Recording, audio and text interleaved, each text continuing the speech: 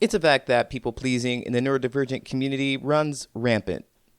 That's because we've been conditioned to please people because we've been told that we were wrong, we were bad, and that what we said didn't make any sense. So, people pleasing feels like generosity, feels like connection. But today we're going to talk about what it actually does to the people on the receiving end.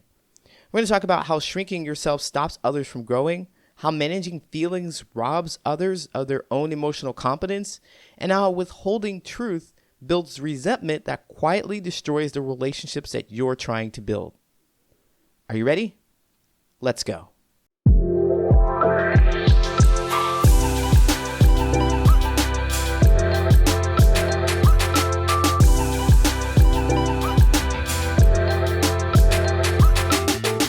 So today I'm going to take a different angle about people pleasing because a lot of people like to take the angle of, well, you're shrinking yourself and you are better than that. So stand up and be strong and be tall.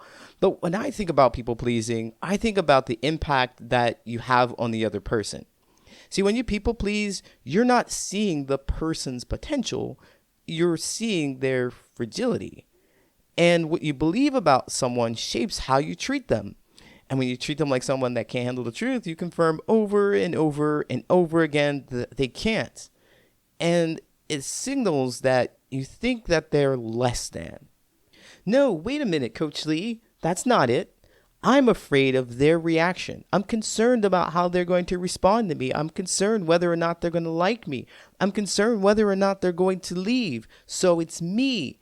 I'm the one who feels small. And I should stay that way so that I can maintain the relationship. I get it. And I felt like that too. And that's where we stay stuck because they're not learning to handle the truth of you and your experiences. And you, in turn, are not learning to handle the reaction to the truth of their experience hearing your truth, right? So then you both stay small. And that smallness is the basis of your relationship. It is the glue that keeps it together. You do all the things that make them comfortable. They never have to get uncomfortable with the truth. They never have to see you as you authentically are. And then you never have to see how they really feel about your authentic self. So it's fake. And when you both are constantly withholding in a relationship, not only is it fake, but you also block them from their growth. So I had a client, let's call her Denise, who had a friend who was going through a painful breakup, and they kept asking, was that a problem? Denise knew the answer was yes, in part. But every time, she said, no, he was terrible. You did everything right. And it sounded nice, it felt kind, but in 6 months, her friend found herself in the same kind of relationship with the same kind of outcome. You see, Denise's protection or withholding the truth really didn't help her friend grow. It helped her stay stuck to experience this relationship over and over again. Had Denise invited her friend to a real conversation about what Denise had noticed in the patterns of the relationship, there could have been a different outcome. But instead, because she was afraid of her friend's response, she did not. And her friend suffered. Another way people pleasing doesn't help is that they never learn to manage their own feelings.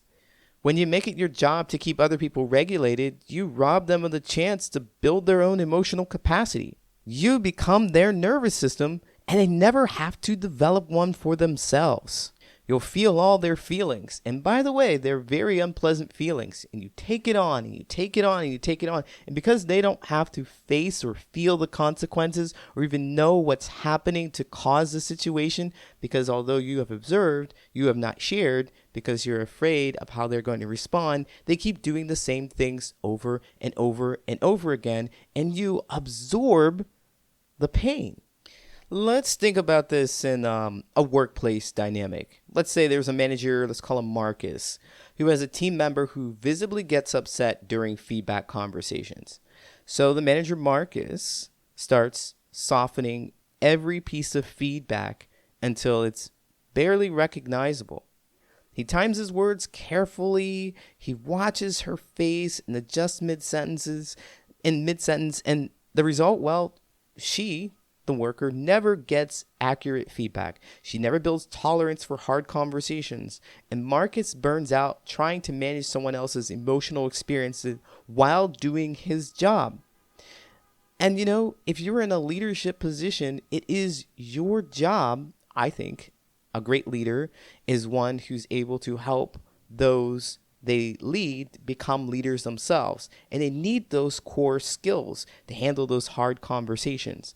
But if you hold back, if you people please, you will not get them resilient and ready for the difficult conversations with people who will not people please. Overall, you just can't manage someone's feelings and help them grow at the same time. Those two goals are in direct conflict with each other. So you have to choose one. And if you are a leader, making them better should be your priority. Hey, real quick, the Social Connection Summit is coming and I want you there. If you spent your whole life trying to connect through a system that wasn't built for how you're wired, this summit was designed with you in mind. Last year, over 275 professionals, coaches, and clinicians came together for 2 days of practical, nuanced conversation about what actually works for the neurodivergent brain. This year's theme is Neurodivergent Plus, navigating intersections most events miss: identity, biology, culture, and what shapes how neurodivergent people actually function. It's September 23rd and September 24th. It's virtual, 10 a.m. to 2 p.m. Central Time. If you want it early, you want best pricing, exclusive bonuses, and speaker announcements before anyone else, our newsletter is where insiders go first. Join us at socialconnectionsummit.com. And this is how the resentment builds. Because if you were in any relationship, whether it's personal or professional, and you were interacting with someone who had information that could help you be better, that could help you perform better, that could help you create better relationships, that could help you feel better, that could help you know what you're doing that contributes to an undesired outcome, and they withheld that information from you. And they said, no, everything's okay. Resentment would build because they knew all along and they chose not to tell you. I'm going to be disappointed. I'm going to be frustrated. I'm not going to trust you. You see, the real kindness is letting people see you, letting people know the truth of how you feel about your experiences.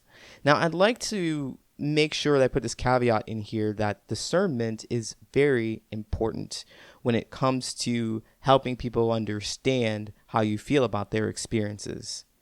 In the work environment, it's a bit different. You just can't flip over a table and say, I don't want to be here anymore. I mean, that might be your last day.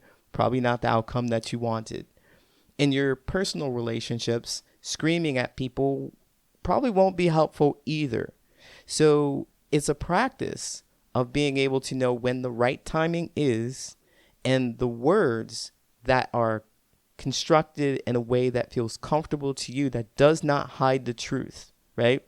It does not hide the truth of how you feel. And you watch for their response. And you're the one who understands what to do with that information when they respond, because that is key.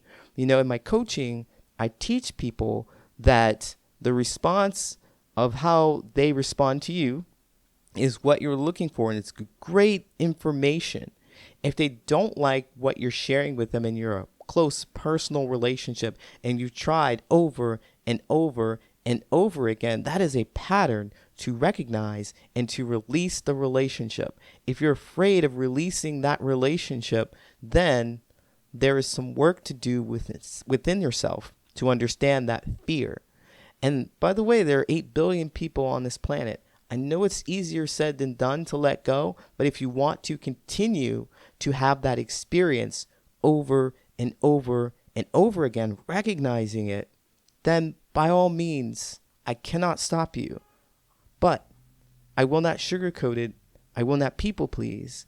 I want to let you know that that is what will happen if you do not do the change, if you do not make that internal change and make that decision to release the relationship. So you can be more discerning about what you share with other people, watch how they respond, and then make your decision on whether or not you want to keep them closer or you want to push them away, create some distance. Because it's not about people pleasing. Like, People pleasing will not maintain the relationship. People pleasing gets you to shrink where you do not have to hear their truth of your truth when you share how you feel. They are going to respond to how you feel about that, and it might not feel comfortable to you. And you rather avoid that discomfort. But if you avoid that discomfort, you'll be in relationships with people who don't speak the truth, who never care about how you actually feel because you don't express it. Bottom line, people pleasing feels like protection, but look at what it actually protects. It protects you from the discomfort of honesty, from conflict, protects you from being seen and possibly rejected. And the person that you're trying to help, well, they also pay the cost of your protection. They stay stuck. They stay emotionally dependent. They lose access to the real you, and eventually they lose the relationship entirely because there's a slow fade of 1,000 unspoken truths. You're not doing anyone a favor by making yourself smaller. Stand up. The people who deserve you will learn to look up. All right, let's wrap this up. If you've heard something today that has helped you see yourself in relationships a little differently, then I'd love to hear your thoughts. You can leave a comment here, or you can reach me at patternsofpossibility@gmail.com. I'd love to hear your thoughts. Also, if you could take a moment to rate, review, and subscribe, it really helps more people find these conversations and join our growing community. And speaking of community, if you're looking for a space where you can express yourself and be met with curiosity rather than rejection as a late diagnosed autistic adult, then come visit thepatternsofpossibility.com and find your community there. Learn more about what we're doing. We're connecting with others. You can be yourself and authenticity in this space. Find other people who've had your experiences, who know what you're going through, so you don't have to do this alone. Until next time, take care of your energy, and remember that connection starts when you allow yourself to be seen.